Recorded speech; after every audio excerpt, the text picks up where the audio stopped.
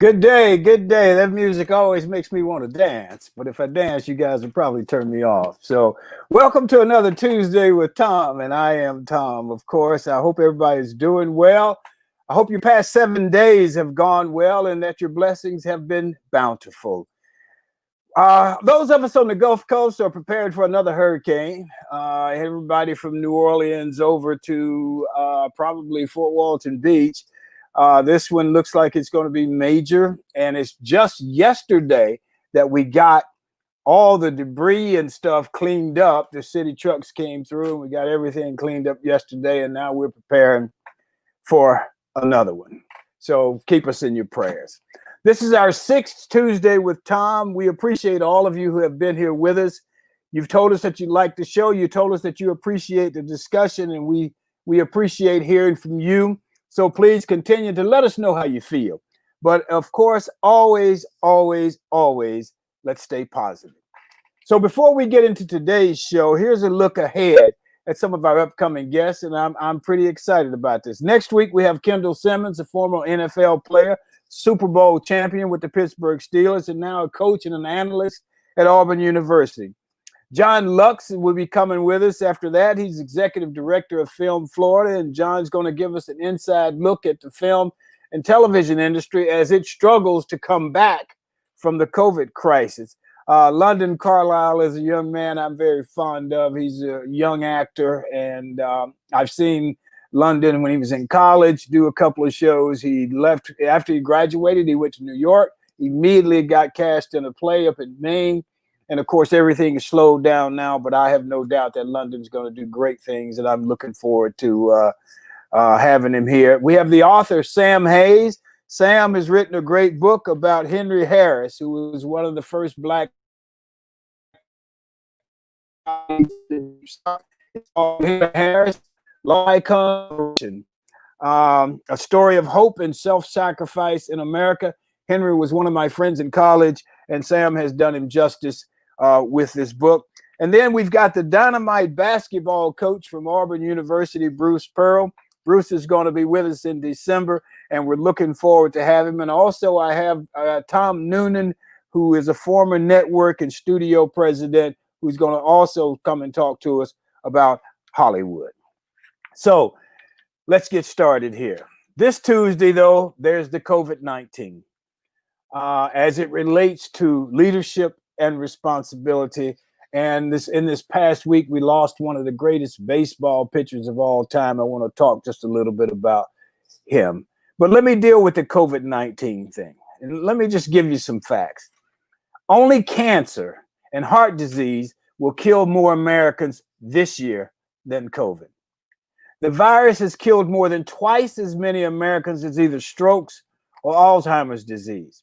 About 4 times as many as diabetes, more than 8 times as many as either gun violence or vehicle accidents. So maybe we can finally do away with that thing that this is a hoax. It is not something made up by the, quote, liberal media. It's not going to disappear. It is for real. Last week, one of my neighbors down the street, we get together from time to time. He asked me to go for a drink, and man, I would have loved to, because I've been staying close to the house for the last 6 or 7 months. But I thought even if we wore masks to the establishments, whichever one we chose to go to, we would have to take them off to have a drink. We wouldn't be sitting 6 feet apart. So I told him, I said, I'd love to go with you, but let's do it when this thing clears up, when we can go and know that our lives are not in danger, or that we are not endangering anyone else. I live in an area where we get a lot of tourists, and I watch them come into town and they parade around without their mask on. They congregate in crowds, and it's not cool. If we're going to ever get back to a normal, and I don't know if we'll get back to a normal, I think there'll be a new normal. I've said that over and over. I think it's going to take cooperation from all of us, and not this silly thing, which I think is really silly, saying wearing a mask, it makes you weak. I've never been considered weak. I wear my mask everywhere I go, which brings me to leadership and responsibility. Now, I was very fortunate as a young man to have a group of men leaders in the community who were role models for me as a young man, a young businessman, a young community leader. Now, I say these were men, and they were, because at that time when I came along, most of your business leaders, most of your community leaders were men. So it's not a slant against women at all, but that was just the case at that time. But I watched these men as they practiced responsible community and business leadership. I learned that leadership cannot afford to be irresponsible. Servant leadership can't be irresponsible, divisive, or selfish. There is too much and there are too many lives at stake. We can excuse it and say, well, you know, that's politics or that's business, but no, no, no, no, no. It's irresponsible. When you put yourself out in front of people, you have an obligation to all the people, not just the ones who think, look, and act like you. Don Henley has a great song called Nobody Else in the World But You. And in the refrain, he says, but there are lots of other people here. Before I go to my special guest, let me talk a little sports. And let me talk about Bob Gibson, one of the greatest baseball pitchers of all time. And I'm not a big baseball fan, but my dad was growing up. And my dad, I learned about baseball from listening to the games late at night on the hi-fi stereo that we had with my dad. My dad was a Dodger fan. A lot of black men my dad's age were Dodgers fans because the Dodgers signed the first black player in Jackie Robinson. And so the black people just migrated to the Dodgers. We would sit up late at night listening to a Dodger game on AM radio from Los Angeles. And you can imagine the static. And my dad would fall asleep and I'd turn the radio off and he'd wake up and say, turn that back on, boy. He loved the Dodgers. But Bob Gibson, number 45, he was a two-time MVP, a two-time Cy Young Award winner, 9-time All-Star, 9-time Gold Glove winner, had 251 wins, over 3,000 strikeouts, a 2.91 ERA for 17 seasons. He pitched 255 complete games, 56 shutouts, over 3,700 innings, and he was inducted into the Hall of Fame in 1981. They lowered the mound because of Bob Gibson. They lowered the pitcher's mound from 15 inches high to 10 inches high because they said Bob Gibson was too powerful. He was 6'2" and he could bring it. When I was young, my family, we got to go to Los Angeles to visit our relatives. And my uncle took us to Dodger Stadium, and we saw the Los Angeles Dodgers and the St. Louis Cardinals, Bob Gibson versus Sandy Koufax. It was a classic. 2-1 ball game. The Cardinals won. He was one of the baddest men around. And I have to read this quote from Dusty Baker. And those of you who are baseball fans know that Dusty Baker was a great baseball player himself and then a baseball manager for many years. Dusty Baker said, Hank Aaron told me, don't dig in against Bob Gibson. He'll knock you down. He'd knock down his own grandmother if one dared to challenge it. Don't stare at him. Don't smile at him. Don't talk to him. He doesn't like it. If you happen to hit a home run, don't run too slow. Don't run too fast. If you happen to want to celebrate, make sure you get into the tunnel first.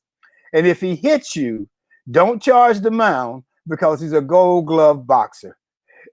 I'm like, damn, what about my 17-game hitting streak? That was the night that it ended. That's Dusty Baker speaking of Bob Gibson, one of the greatest baseball pitchers of all time. So let me move on and introduce my two roundtable guests, Barbara Wallace Edwards and Mychal Walker. Barbara is retired. Barbara is where are you? Hey, Barbara, how you doing? Good morning. Good morning. How are you? I'm doing well, thank you. Where are you today? Are you in Birmingham? I am still in Birmingham. Oh, COVID has set me down. I'm staying very close to home. I'm like you. I haven't been traveling much lately, so I hear you. I am home in Birmingham. Well, you don't have any hurricanes coming towards you, so that's a good thing. God. So tell me what's happening in your world. Well, Tom, it was sort of a busy weekend for me, but still staying close to home, doing some projects around the house right now, and watching a little football. And of course, both of my teams have been losing. So this past weekend wasn't a fun weekend in terms of football, but staying close to home. Yeah, okay.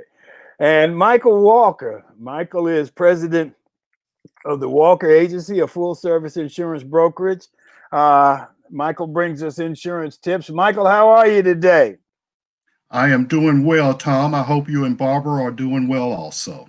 We're doing pretty good. What's going on in your Thank you. world? Well, Tom, you talked about leadership and you mentioned COVID.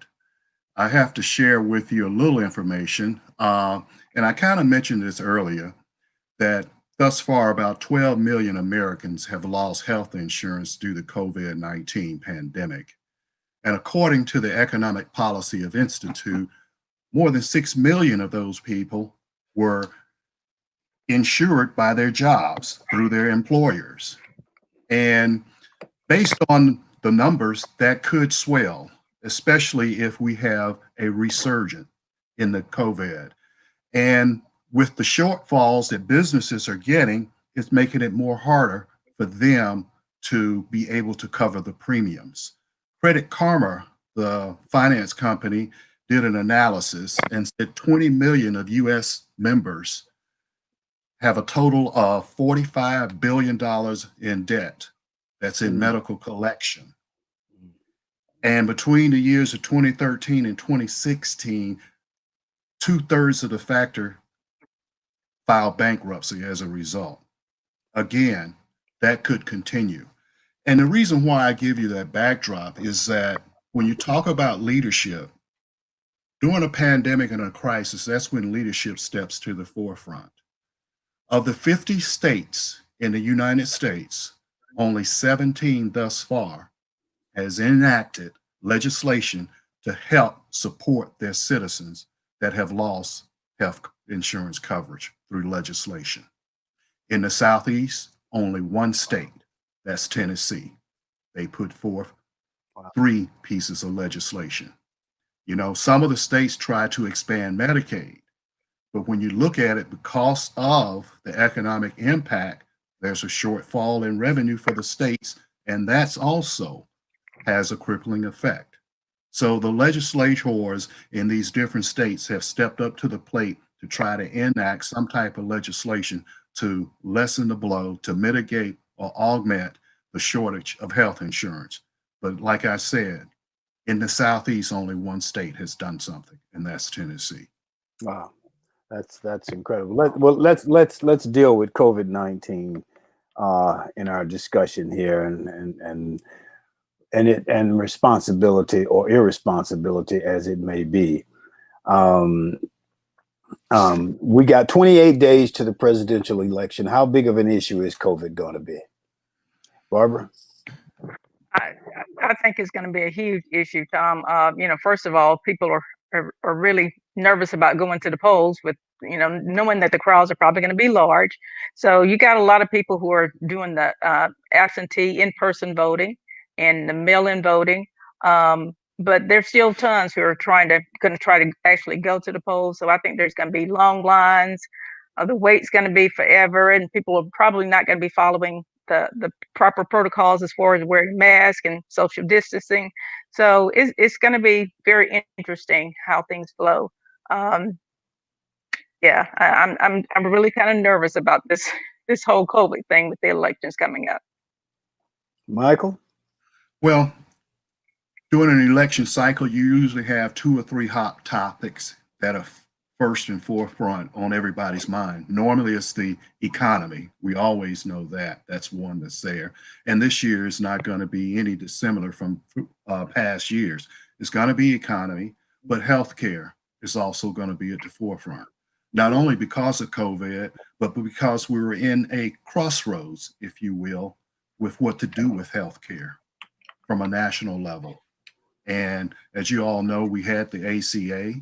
And, to me, I just don't understand that if you're the leader of the free world and your country is fighting a pandemic and you know there are millions of people that don't have insurance, and you have a mechanism that's in place, whether you agree with it or not, something is always better than nothing. And to not implement a special enrollment period nationally so people that do not have health insurance can at least get covered. To me, that's a lack of leadership. When you're in a leadership position, you do things for the greater good, is what you do. You think about those that are less fortunate. And those are the people that are being hurt disproportionately, the people that are at an economically disadvantaged position in this country that cannot afford health care. There should be something nationally done about that. And so when our politicians encourage this us against them, red against blue, Democrats against Republicans, or what have you, in times like these, that doesn't benefit anybody. But does it, Barbara? You're absolutely right. It doesn't, Tom. That's one thing that's really required of leaders. They really should be showing empathy right now to the people who are suffering the most, and that's a sign of a great leader. And when you have a lack of that, it causes major problems for those who are suffering. So Mychal, do you wear your mask? Well, absolutely, I wear my mask. So are you weak? Are you weak for wearing that mask? Well, Thom, you know what? No, I he's bench press smart. 350, so I don't think I'm weak. Okay. Say that again. I think we I said I bench press 350, so I don't think I'm weak. So that's not a part of my vocabulary. To me, I'm a prudent and practical person. So you're fighting an invisible enemy, so to speak. You have no control over that. And according to the scientists, the people that earn a living and make a career out of that, the mask will help protect you from some of the infections. If that's the case, I'm going to do it. I have 2 or 3 in my car. I have one in my gym bag. I have an extra one in the back seat of my car in a pocket, and I have one in my console. So I will never be without a mask. Barbara? Yeah, wearing a mask is not a sign of weakness. It's a sign of being intelligent, in my opinion. Because again, like Mychal, I carry them everywhere I go. I keep one in every purse, every car. I got one wrapped around my keychain, so I'm never going to be without a mask. I keep a box of gloves in my car at all times. If I'm ever going into a store to shop or whatever, I'm putting on gloves, the face shields. I've got it all. And again, I think that's more a sign of intelligence than weakness. That's interesting. We had some delivery people come to the house to deliver a refrigerator, and 2 guys, neither one of them had on mask. And I asked them if they had them, and they said yes. I said, well, where are they? They said they're in the truck. I said, well, would you mind going getting them and putting them on before you come in the house? And right. Considering the fact that this was, I said, how many deliveries have you done today? He said, this is the 8th or 9th one. It's like, well, why would you go in people's homes, 8 or 9 homes, and he had 2 more, and not wear a mask? And I think when you look at the statistics, it's just it's incredible that we're in the situation that we're in. And I agree with you about the Affordable Care Act. I don't care how I don't really understand the whole what's so bad about it, or it seems to have gotten personal against President Obama. I really don't understand it when you have so many lives at stake. Why we would insist on getting rid of something when it's the only thing that we have, and it has the ability to save lives. Let me just say this. If I don't like it, and I don't think it's good, like you say, it's the only thing we have, I'm going to do either one or 2 things. One, I'm going to seek to improve it and show up where I think there is a weakness, or I'm going to put forth another plan that's going to be better. Right now, nothing has happened.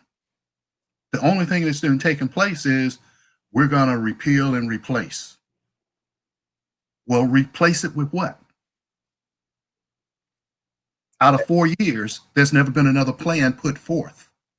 Right. It's just talk. Well, there was the skinny plan, which basically didn't have anything in it. That That's that not a plan.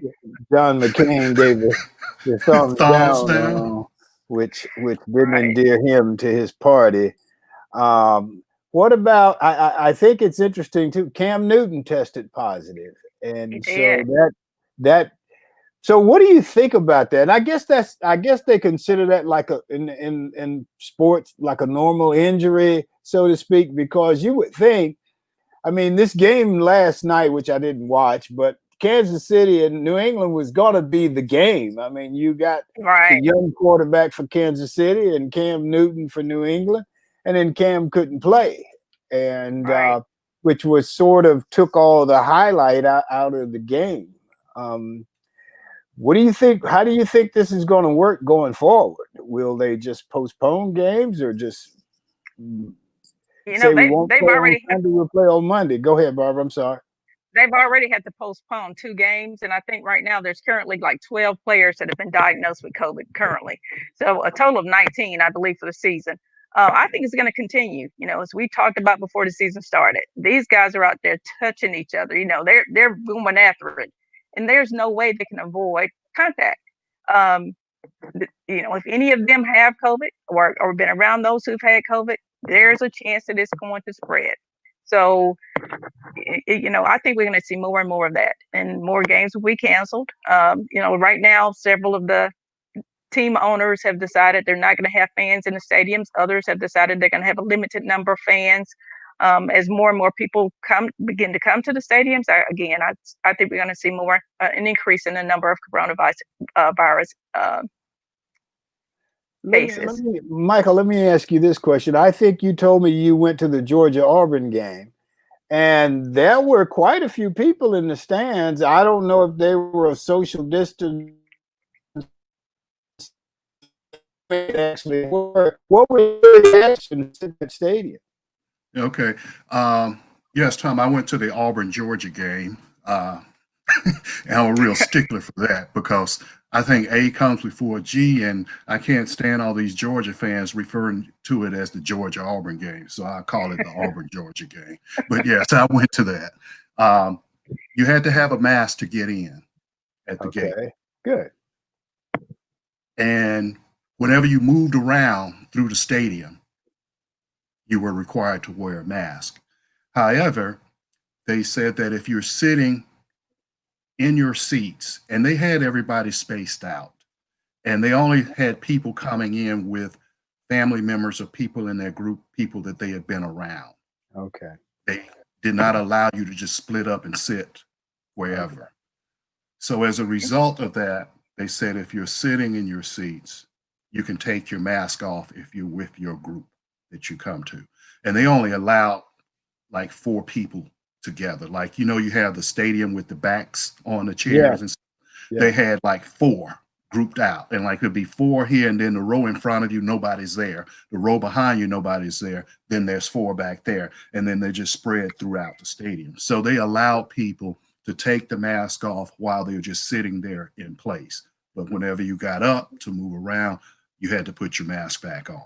So it was thoughtfully done. So do you think other schools will mimic that as we go through the rest of the season? I would think so. It worked pretty well, to be honest with you. I thought that they were very careful about it, and I could understand. And even some people, even though they were sitting down, they still kept their mask on. But most of it was family members together, you know. So it was kind of left up to you. They say you can take it off once you get to your seats and sit. You can take it off. That's okay.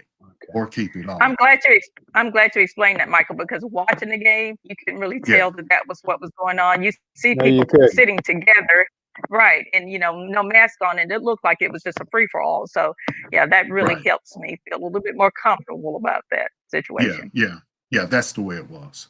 So, if you got up and went to the concession stands, everybody had their mask on. If you went to the restroom, everybody had their mask on in the restroom, whatever. So, and that's kind of like the that I go through. Yeah. What they do is you have to have a mask to get into the gym. And when you're walking around from one piece of equipment to the next, you should have your mask on or throughout the facility. But when you're on the machine that you're working out on or on the bench, you can take your mask off.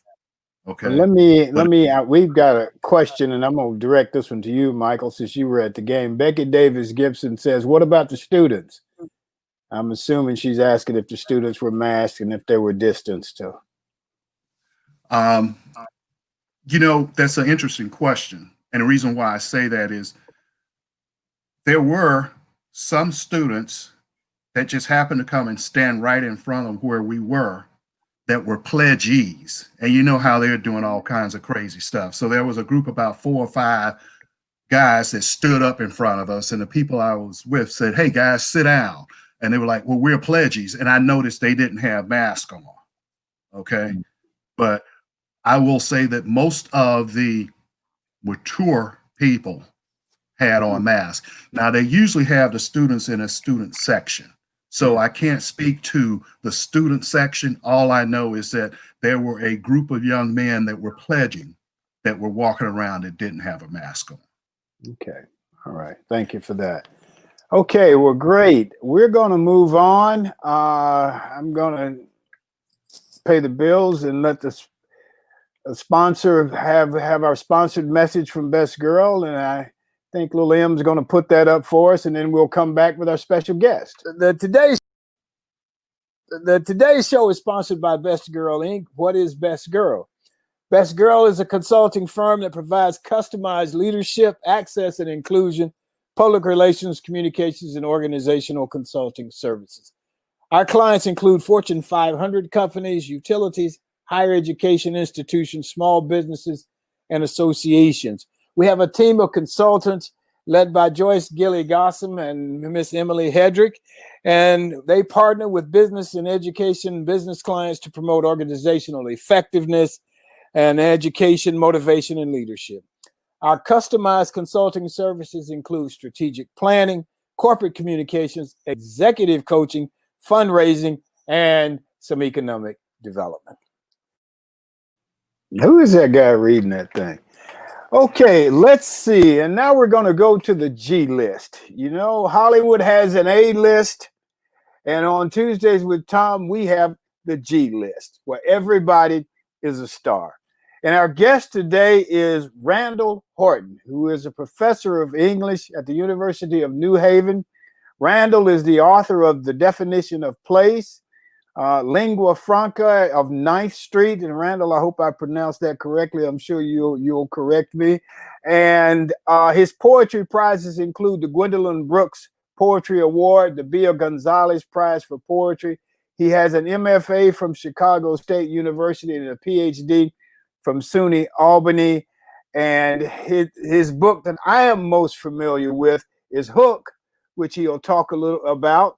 His latest book is a book of poetry entitled 289128, and he will explain that when he comes on. And let me just give a little personal note. I've been knowing Randall since he was in high school. I was the B team football coach at Parker High School. Randall was one of my players. He played wide receiver and defensive back. He corrected me today and told me he played defensive back. And we had a lot of fun, and it's great to reminisce about that. So let's bring on Randall Horton. Hey, Thom. Good morning. Good morning, my brother. How you doing? I'm doing great, man. How you doing?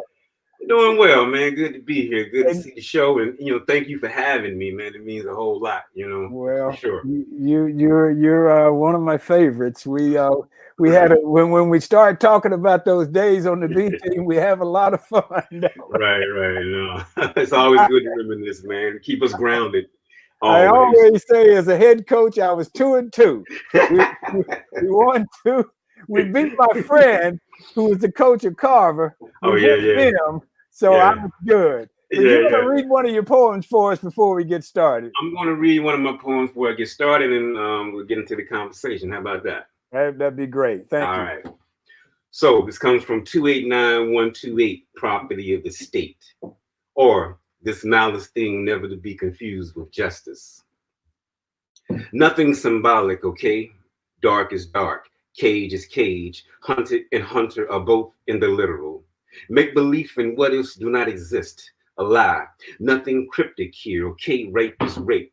Pray must pray. No minute in the future safe from quiet insertions of a shank and masking tape. Okay? Nothing here infinite. Only time is constant to the merciful and merciless. There are no allegories to hide behind. He slit his wrist, meaning he slit his wrist. Okay? There is a cell with one window just before day. Dawn's early demise magnifies a dull Miller toilet. The cool water cooling 2-can sodas. Each wall a slab of soft gray cinder block.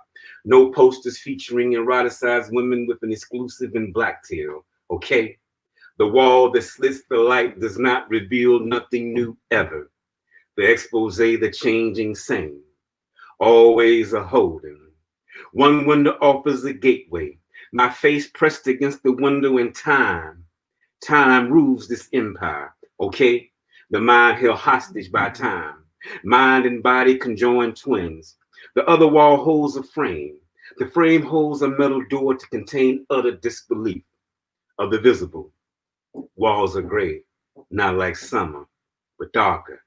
Yes, there's darkness, okay? Wow. Thank you, man. That's great. Thank you, brother. No Hey, problem. we can bring Mychal and Barbara on as well. So, Randall, tell Yeah. us, give us a little background, and we'll go from there. Right, I give you the short version. As you know, I mean, I'm from Birmingham and Parker High School. We, played football and, had a whole lot of ambition and, thought the world was going to be mine in a lot of ways, and ended up going to Howard University, and thought I was going to play football and all that, but then got detoured into the whole narrative, the drug narrative. I mean, I'll be real and I keep it honest with my students and the people I talk to when I go out and do these things. I got caught in the national drug narrative of the 80s, and I became one of those young Black men that became part of that whole thing. I got caught up in that, and I made some terrible decisions. And I tell people all the time that the decisions I made were totally mine. I didn't grow up in a way that, that sort of dictated that this would be that life would be the life that I live. One of, selling drugs, going through the whole addiction process, becoming homeless. Like I went through the whole gamut. And I was in being incarcerated. I got incarcerated in 1998. I was facing a bunch of time, man. Probably about 15 years total, because I had some time facing me in Virginia. I was in Maryland. I was doing the Beltway tour, man, in DC, Maryland, Virginia. And so that's what they call it, the Beltway tour. And so I ended up getting some time, but funny thing happened on the way. I got into a program when I was in Montgomery County Jail. And I got befriended by a woman named Bonnie Boswell, who worked for the Department of Health and Human Services. And she had a program where we would go in there and write and talk about the things that have, that was built up inside of us that we couldn't express as young Black men, right? And so we had this writing group, which was more like a therapy group. And we would go in each night in our cells, man, and answer these questions that she would have for us and try to get gut level with the things that really that was making us tick, and the things that we couldn't express as young Black men. And I will say originally I hopped in the program because they told me I could get time off my sentence. So I came by total accident. I wasn't ready to surrender that life. I was like, okay, I'm gonna go in here, do my time, get at least time as possible, and come back out and do the same thing I was doing. That was my mindset. But when I got in that program, man, I started writing, and transformation kind of happened in terms of I fell in love with language, and I was able to talk about things that I couldn't really express, or maybe wasn't even acceptable as a young Black man, that vulnerability, right? And so when I got my time, she called me in the office and she said, look, don't stop writing. No one ever told me that. Like, I went to, to a pretty good high school, and I went, I've had, great mentors in my life, different times. But the idea of writing was totally foreign to me. And she was like, I think you have something here. So I took that. And I went to, and she said, I'm gonna call you back in about 5 years, and we're gonna see if we can get your sentence commuted. So I'm like, okay. So I go up there and I'm writing every day, and I'm trying to figure out what writing is. I got a fiction story, and the girl got it. And one of my stories, the girl has to be a poet. So now I got to find out what poetry is. It's like I got to go look at the poem, not the red is white, the red is roses are red and violets are blue poem. But what is that? And so that started that journey. Then I became befriended by a guy named E. Ethelbert Miller, who's a poet and was in charge of the African American archives at Howard University. And we used to, write back and forth, man. And it's funny when, Ethelbert was there when I was there in the 80s, and I didn't even know who he was, which was like, but I did then. And he started, writing. We had great, exchanges of letters and telling him how much, I wanted to be a writer. It's like this whole other thing was like opening up for me, like this new world. And I was like, man, he was like, okay, well, he gave me stuff to read because I was sending bad, terrible poems. He was very kind, And today these poems are actually housed at George Mason University. And I'm like, I hope nobody goes in there and sees them. But so I go get my time. I'm in Maryland, and they called me back, and my sentence was commuted. But even before then, I think this if you read Hook, my dad had to come up. And that was probably one of the most interesting hour-long court sessions that I've ever had in my life. And I've never seen anything like it. I mean, I ain't gonna say my limited time with the court system, but what I know of people going through that. Man, my dad came all the way from Birmingham, Alabama. And I, this wasn't a trial because that was done. This was basically to say, was I worthy enough to be let out and do something? And man, the prosecutor talked about me like I was the worst thing ever. It was like it was an out-of-body experience. And I'm looking in the courtroom and I'm looking at him talk about me like, is this really who I am? And so I'm like, yeah, they're not gonna do nothing for me. My lawyer didn't convince me. I'm gonna be honest. I'm like, oh no. So my dad got up there, man, and he came through the swinging gates. He from Gunnersville, you know what I mean? So he real proud. He don't believe in asking folks for nothing. I'm gonna leave it right there. I think you know what I'm talking about. Mm-hmm. He doesn't believe in asking people for anything. And proud man. But he got up there, man, and he held court. The whole courtroom became like silent, man. He started with me from the time I was a kid. He went through methodically and outlined everything about the promise, the things that I could do. I had made mistakes, but I was worthy of saving. And man, I'm looking in there and I'm starting crying. By this time, I'm crying. This tough guy like me crying. I'm crying all the way because, it's something, to go do what you do, but then you understand, man, that you don't just take yourself to prison. You take your family with you. And they got to go through that. They got to answer those questions on the outside. How's Randall? What Randall doing? You know what I mean? And man, I'm looking around the courtroom, everybody crying. Everybody got tears in their eyes. My lawyer crying. I'm like, the judge crying. You know what I mean? And my dad got up there, man, and just held court and you say, please save my boy, and started crying. I was done. But it taught me one thing about fathers and sons, but it also taught me about love. And it taught me about family and about all, and I just went back to everything. And I always tell people this, man, you got to give your kids something to remember. They gave me a whole list of things to remember as I was growing up that was good. I had to go back to that, man. And I just never would forget that they commuted my sentence, and I was actually sent to a program in North Carolina where I could get my life together. I wasn't incarcerated. I could work, do some things, and get back on track. So I went back to Washington, got into some workshops, completed my degree at the University of District of Columbia, got an MFA at Chicago State University, which is the only MFA program in the country that focuses on African American literature. So I was very interested in like my people, and about when I say my people, the experience that I came from. I'm interested in the human experience, of course, but I think that, the things that I've seen growing up, the places I've been, I come from a particular place and geographical location is very interesting. So I wanted to be able to talk about all those things. And so I went to Chicago State, got MFA, had a mentor there, man. And he was like, you got 7 felonies, man. You got to get every piece of paper that they can give you, you know, because he knew I wanted to teach and I wanted to do all these other things.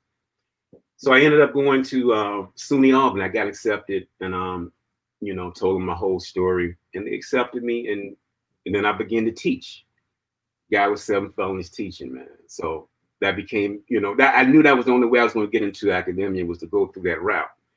And so I got my PhD in 3 years and University of New Haven was doing a search for you know, a creative writer, and I ended up getting a job.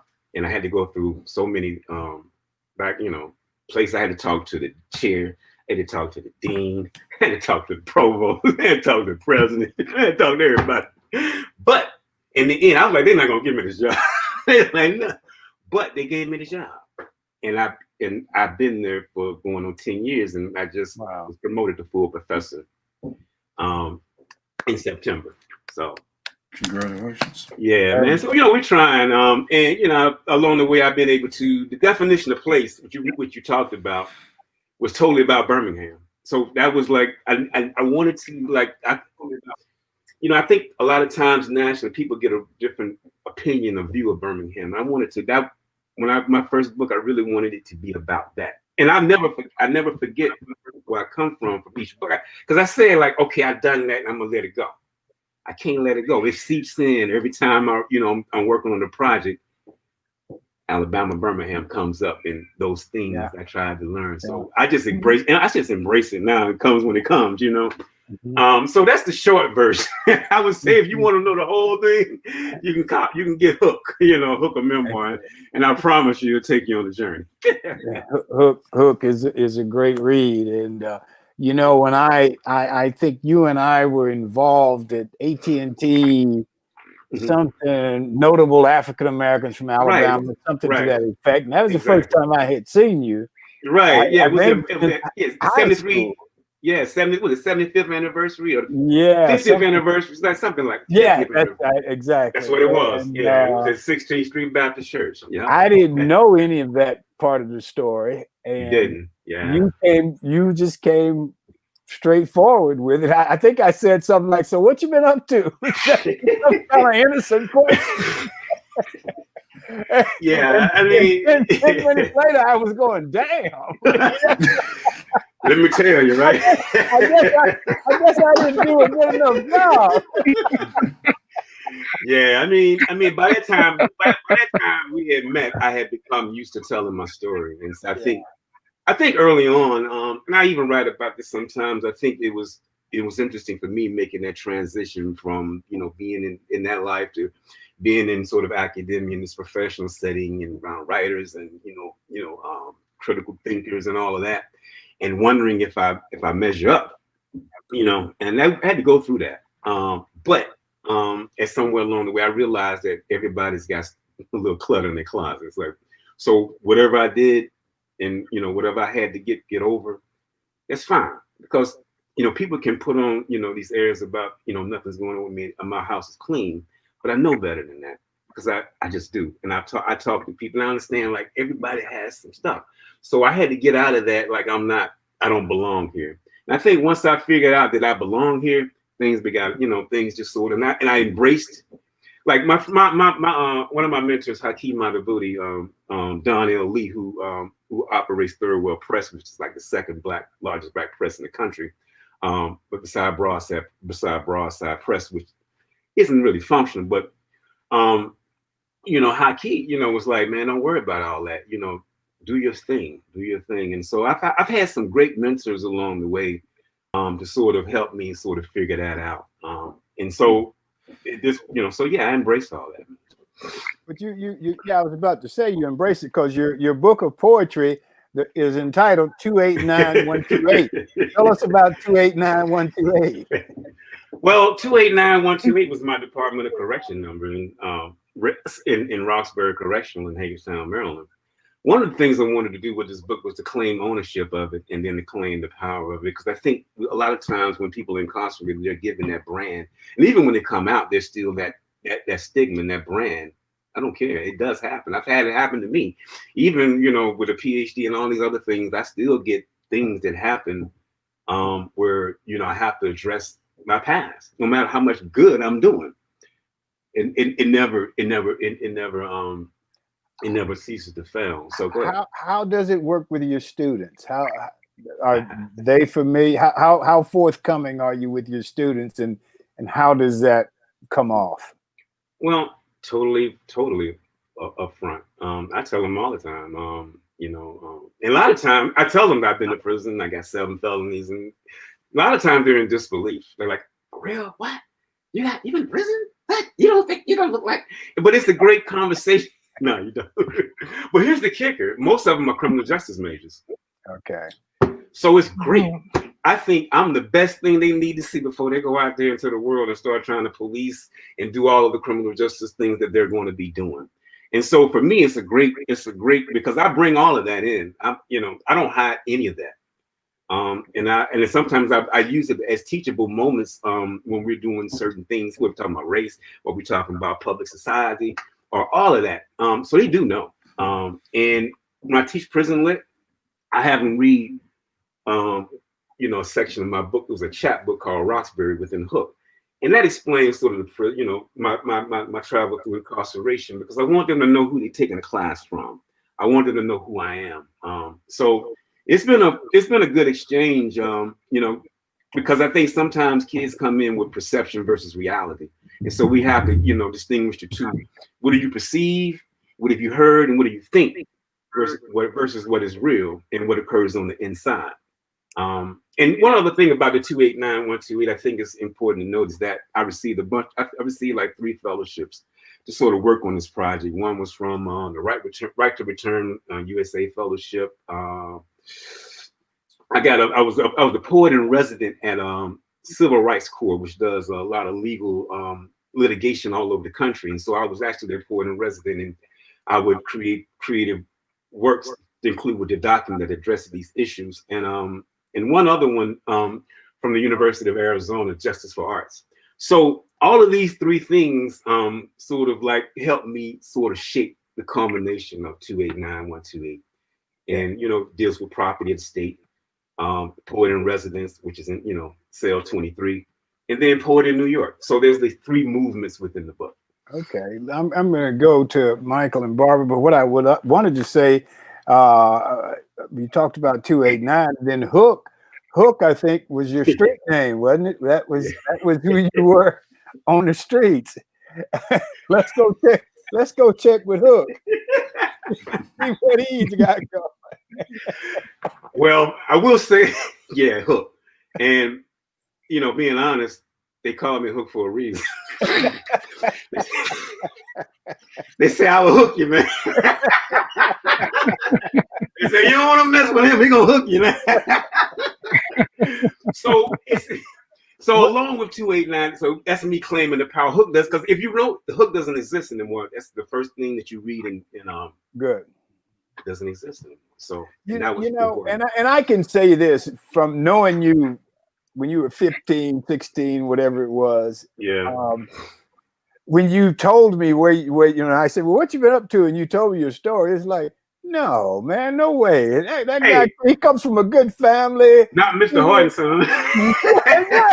Right. Not Mr. Horton, son. What was he? Was he the counselor at the school? No, he taught industrial cooperative training in the vocation department. So he was always, yeah, man. It's like, and your mom was an educator as well, right? She taught at Gardendale Elementary, and then she became president of the of the Alabama Education Association. So she was in Montgomery for a few years doing that. So she's very active. So both of them was very active, and that's what I'm saying. Like the whole shame that you put on your family. Yeah. About this whole thing. And I think my mom wrestled with it and came to terms with it quicker than my dad. I think it took him a long time to admit that. It just did. And so like I said again, man, they gave me something to remember in that moment, and that thing in the courtroom, it never left me, and it will never leave me, because I can remember distinctly going back after I had gotten all this, it transpired, and I was being escorted in the back by the bailiff. And he looked at me and he said, man, let me tell you something. You done got lucky today. I done been with that girl 30 years. I promise you. He said, I've been with her 30 years. She's never done that. He said, "You better take this and run with it." And so I took that. I took that to heart. I ran with it. Yes. Well, let me go to Barbara and Mychal. Okay. Barbara, you up first. What questions do you have for Randall? Thank you, Randall. First of all, I want to say thank you. You have such an impressive life and resume, and I appreciate your transparency, and undoubtedly you made a difference in the lives of so many young people. But I do have a question for you. I noticed in your bio that both your parents were educators, and when you went off to Howard, what was your initial major? What was you interested in at first, and how did you end up in education? Well, me and my sister, let me just go back a little bit. Me and my sister, when we were kids, we pinky swore that we would never be teachers. So, like, we're not doing that. She calls me a traitor now. Like, we're not doing that. Like, no. And what was the question? What did you ask me? Ask me that again. I want to make sure I answer the question right. You wanted to. Oh, that's okay. I was asking, what was your initial major in college? Oh. You know, you probably were not interested in education initially. No, I was physical therapy. Totally. Like, totally, because I had played football, and I was like, you know, I wasn't, because I had some couple of scholarships in state, but I was trying to think D1, and I was like, well, okay, if I don't get no D1, I ain't gonna play. But then at the last minute, you know, Doug, a friend of mine named Doug Ellis from Birmingham, who's playing football at Howard, he said, man, you should try Howard, and then maybe walk on the next year. So I was like, okay, I actually applied. I got accepted last minute.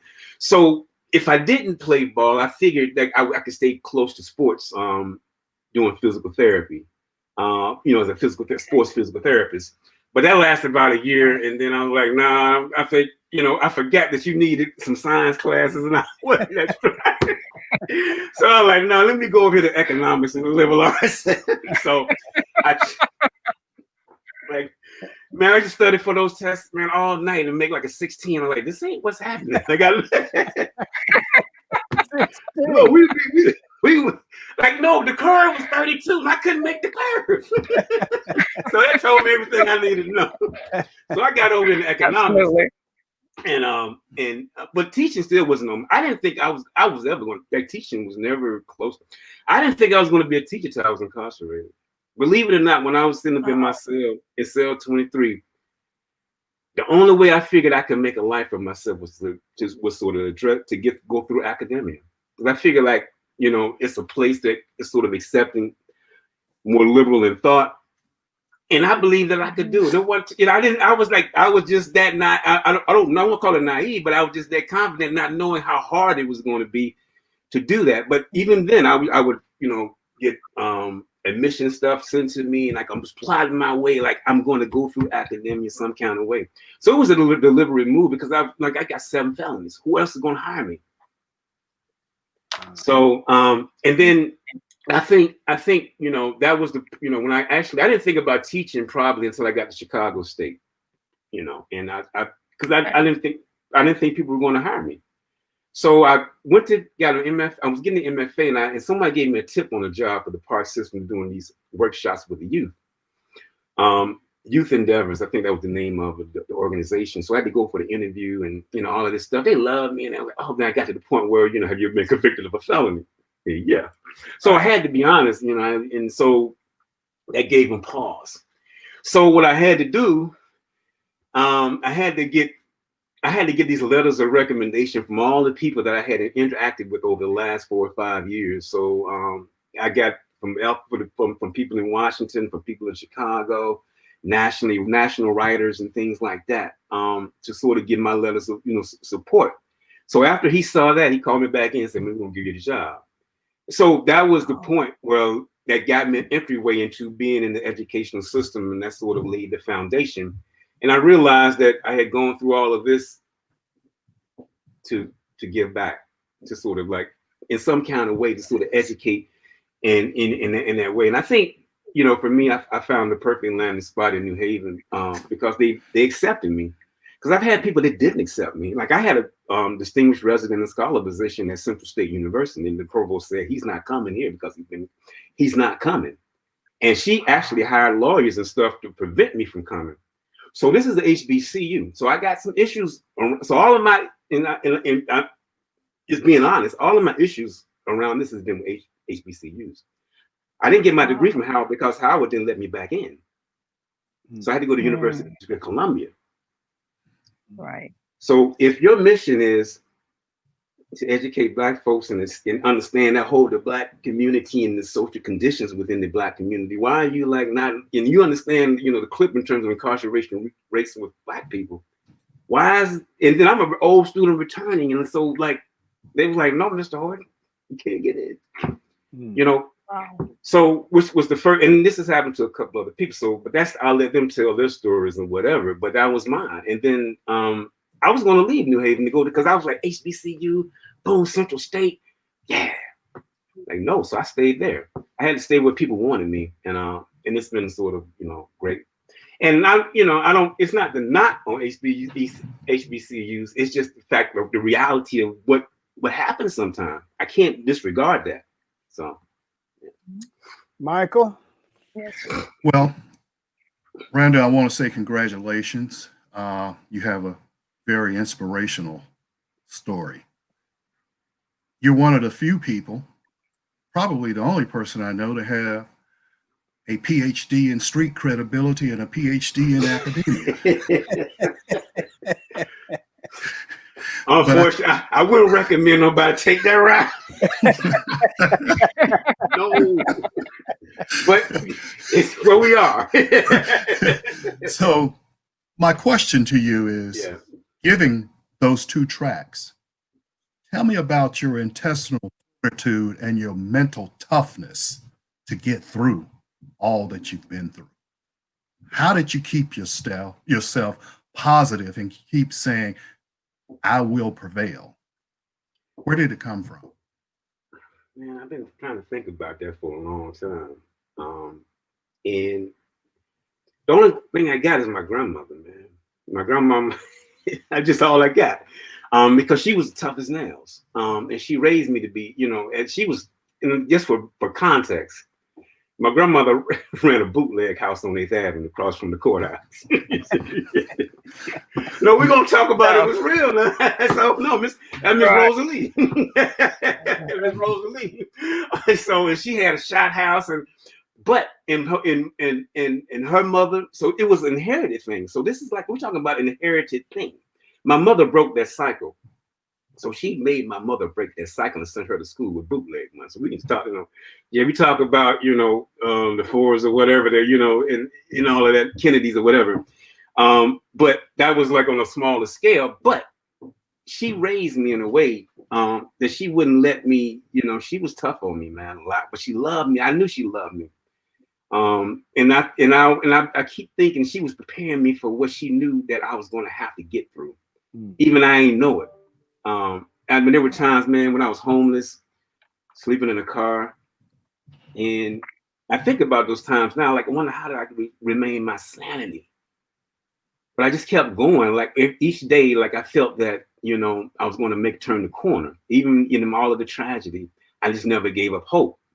But now I tell you, when I revisit those things, I really have to sort of sit back and meditate and talk to people about them in terms of what it meant to me, and, you know, the sort of the psychological and traumatic effect that they have had. I mean, I don't think I mean, for me, it's like you know, going through that is just like, it's if I'm writing my memoir and I have to visit that, it puts me in a space that I left, and I have to go back, and it takes me a minute to get out of that. That's why writing memoir is hard, man.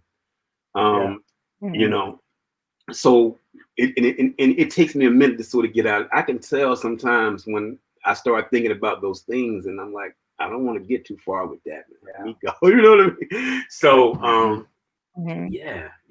I know exactly what you mean. There are parts of mine there's certain chapters, right, that there was one chapter that it was the hardest thing to write because it put me back into what was a very, very unpleasant time in my life. Let me ask you a quick question. Go ahead.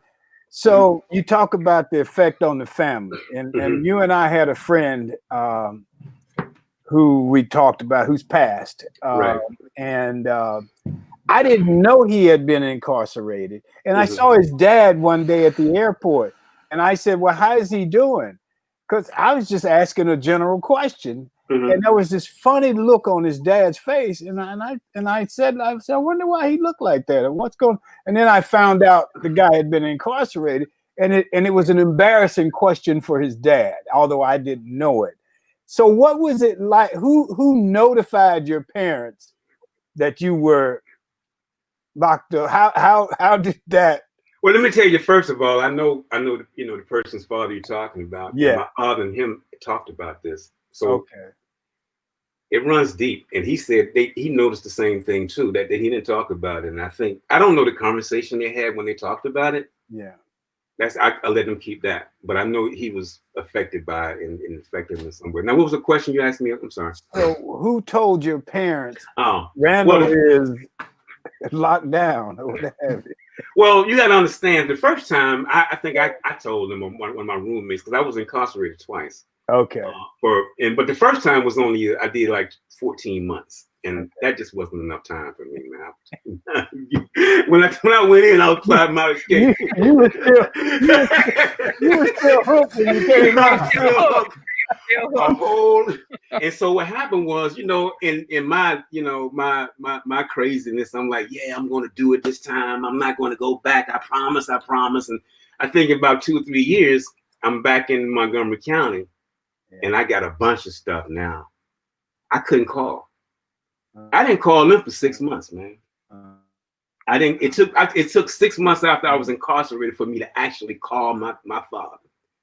And because I just knew the conversation just was jacked up, and I just disappointed everybody in my life. So the lady I'm talking about, after about 6 months, she took me into her office and she let me make a phone call. And I called my dad, and he said, "I love you, man." So good deal. Well, Randall, man, I just want to thank you. I want to say to everybody out there, the book is Hook. It's a great read. I was awfully proud. And then the other one is 289. 289 128. There you go. Yeah. Would you like to read another poem for us before we roll? Yeah, I'll leave you with something. Trying to since we actually going through our time in this in American history in terms of the police and all of this, I'll leave everybody with a primer for surviving a traffic stop. And so all of these poems are framed in the 289 128. So that's sort of meant as a rhetorical device. And this comes from the Poet in New York section 289 128, Poet in New York, a primer for a traffic stop. If seated in car, remain calm, pull over. Position hands at 11 and 3, assume this will not go okay. Recall Brown, Bell, Martin, a trail of blood. Ignore the raven hovering the rooftop. It's not a matter of respect, speech, or liberty. And yes, understand, survive will be right now, if you survive. Swallow that pride.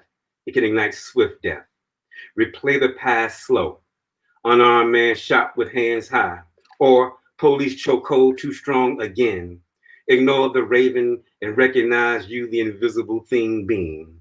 A boogeyman. A proletariat open season means you, baby boy. The target minimized into a circling bullseye. You. This not a game nor test, but sadly, you the game.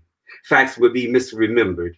He lunged, appeared to have a bulge, reach a large metal object. The raven hovering wants your death, but forget that. Breathe deep and prepare for the figure approaching. Stay safe out there. Yeah. I think we've all been there. Exactly. Randall, I just want to thank you, man, for being here. It's always a pleasure. And you and I always we do a lot of laughing, and that's no doubt. I love catching up with you, man. For sure. It keeps me grounded. Thank you. I'm awfully proud of you, man. Very, very proud of you. So same here. Thank you so much. And we're going to wrap up our closing commentary. I want to thank the audience. I'm going to leave you guys with this thought from today from the author James Baldwin, who is one of my favorites. James Baldwin says, "Not everything that is faced can be changed, but nothing can be changed until it is faced." Thank you, Michael Walker, Barbara Wallace Edwards, Randall Horton. Thank Best Girl. Thank Emily Hedrick, the communicator, our producer. And I want to make sure that all of you out there, if you communicate at all with Emily, tell her what a great job she's doing. She's absolutely wonderful. We'll see you next week. Enjoy yourself. Make every day count. And peace.